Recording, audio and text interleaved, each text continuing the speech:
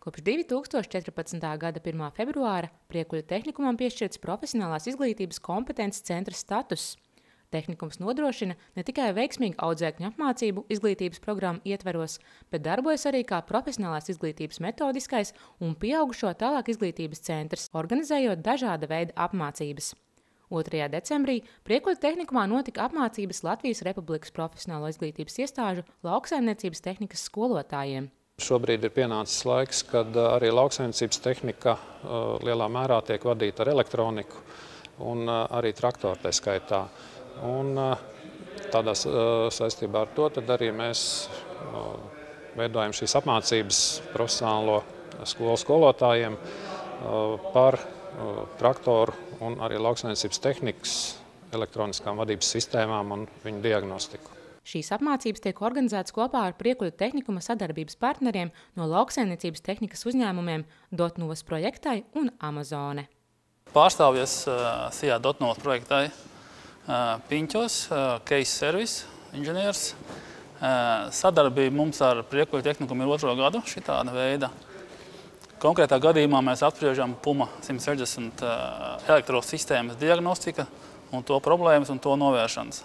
Mēs no savas puses, kā SIA Amazone, ik gadu veicam apmācības Latvijas pasniedzējiem, kas pasniedz tieši lauksniecības mehāniku jauniešiem.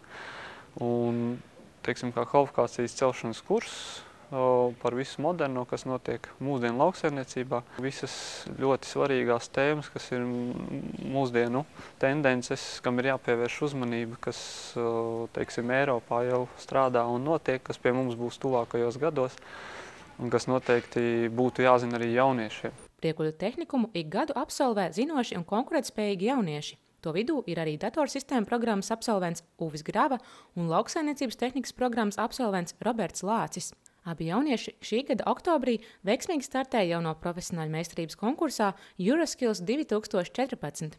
Kopumā Latviju prestižajā konkursā pārstāvēja 11 jaunieši. Iegūšu šo pieredzi tieši paši priekš sevīm mācoties to, iegūstot šīs iekārtas, ko reāli cilvēkam, kas mācās, nav iespējams dabūt. Reāli būt tajā īstajā vidē, kas man būtu jādara kādā labā uzņēmuma iekšēnē. Lielākais pluss ir neatsveramā pieredze, jaunas zināšanas. Pateicoties šim konkursam, nācās mācīties ļoti daudz papildus.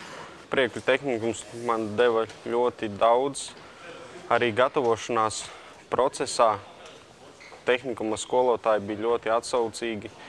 Veltīja man savas zināšanas un daudz sava brīvā laika, lai palīdzētu man sagatavoties šim konkursam.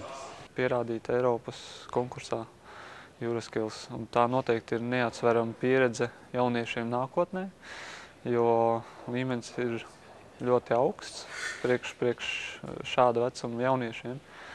Un tās ir zināšanas uz visu mūžu, ko viņš tur iegūst un pieredzi.